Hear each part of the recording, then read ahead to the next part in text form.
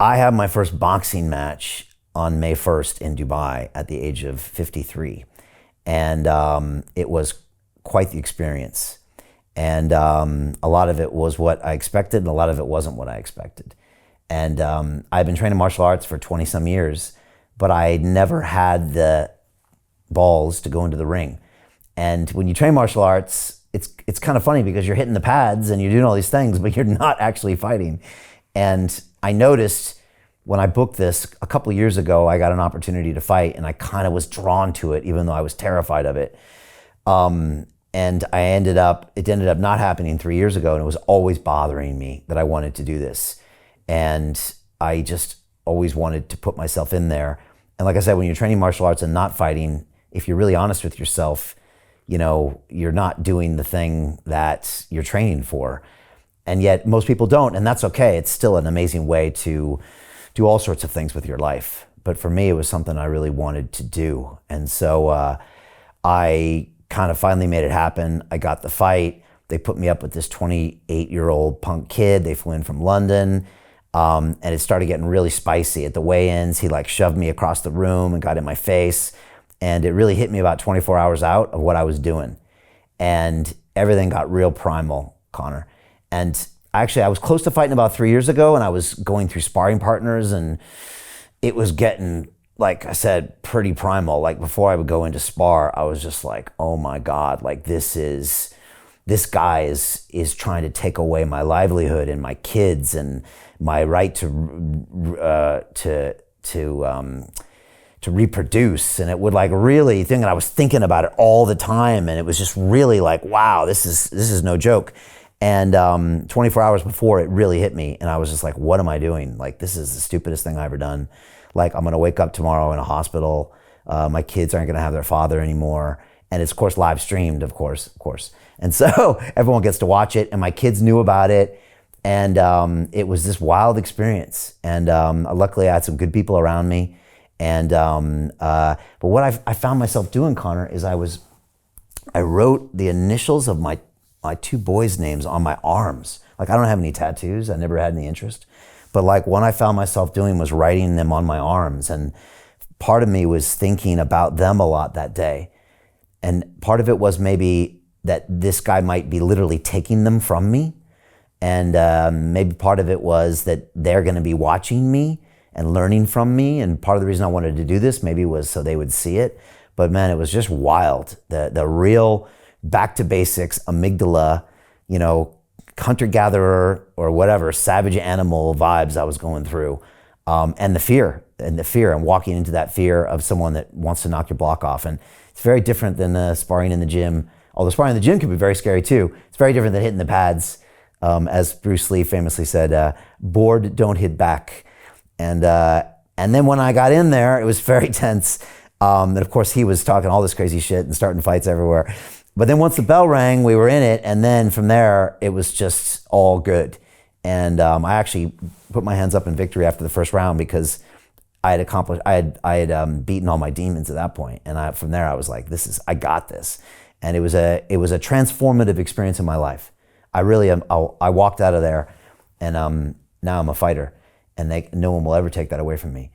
And I'm just curious what you think about all of that, because there's a lot of maleness going on in that type of ritual, and even a rite of passage that it took me 53 years to get to. Mm-hmm. Mm-hmm.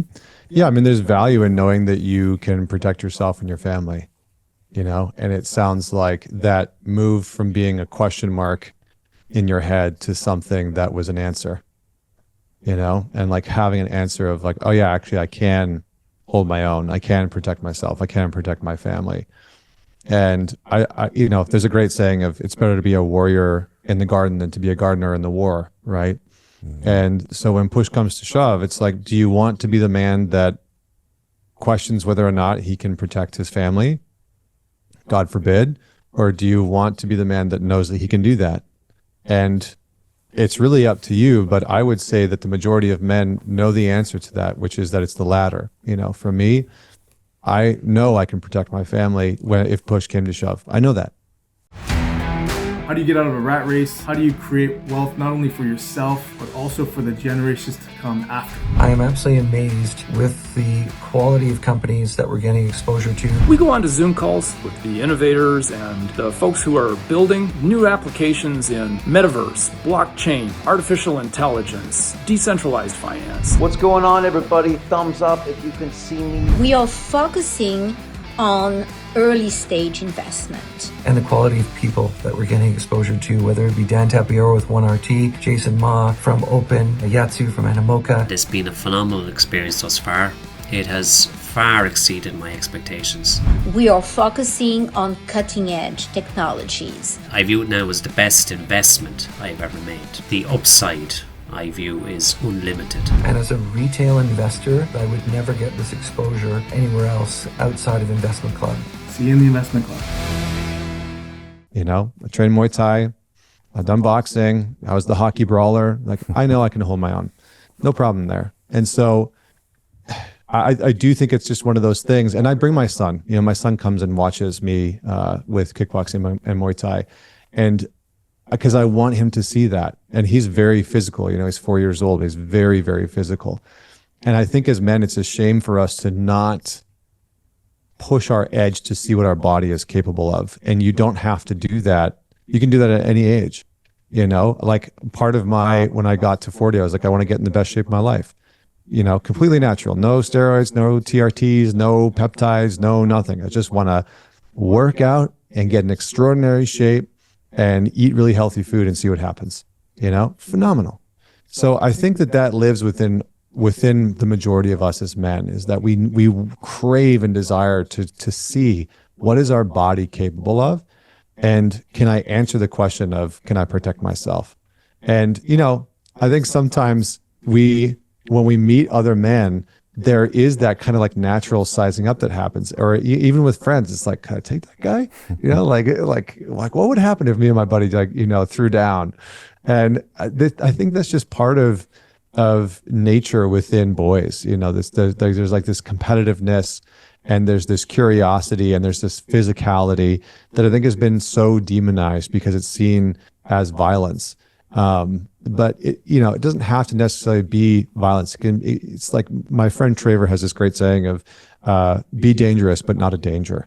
You know, this notion of like, I know I have that capacity within me, but because I've done the work to temper it, there's a certain level of mastery and self-respect that I now have.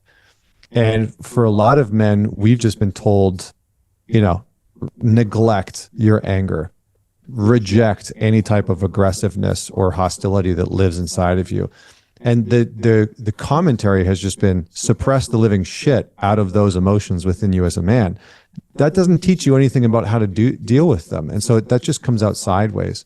And every man knows that. And so it's better to be masterful in it, as you've, you know, moved towards, of like, oh, I want to move my body and use my body in this way, than it is to just completely neglect and suppress that part. So, but kudos to you, man. Good job. That sounds like such a blast. It was a wild ride, man. A wild ride. And in retrospect, thank God he shoved me at the weigh-ins, because it made the whole experience so much bigger and then ultimately better. And now I think we got the rematch in 3 months. So right. I've cut the bug because I kind of like the person I am when I'm training. And also my really good buddy who's trained me in martial arts for 23 years, I flew him into Dubai and we spent the week together, and it was just an incredible time for the both of us. And without him, that last 24 hours, it would have been challenging. And another great time to spend with male friends, you know, that was really powerful in this pursuit. You know, it was incredible. And yeah, again, I've conquered some fears, and now I'm actually a better man to be around.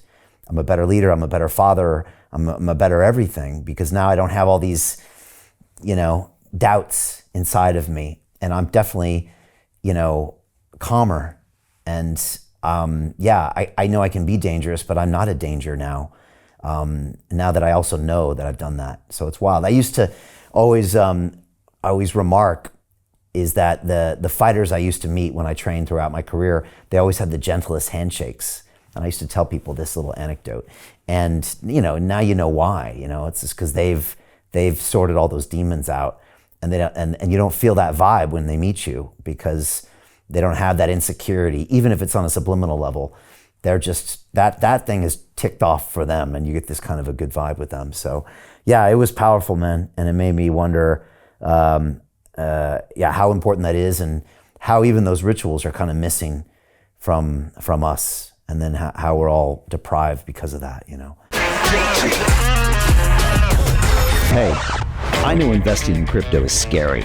It takes a real leap of faith because there are so many scams, rug pulls, and bad actors out there. It's a dangerous business, which is why 95% of people lose all their money. Well, that's why I created the London Real Investment Club, so you can access the hottest deals on the planet and use the crypto bull market to create the generational wealth that you deserve. Join my team of over 100 people from around the world that are making millions of dollars behind the scenes investing in blockchain, AI, Web3 games, DeFi, Bitcoin, and more. Don't miss out. Click the link below to book a call with one of my team now. But hurry, this bull market will end soon. I know investing in crypto can be scary. That's why you gotta join the investment club. Pull the trigger. Let's do this.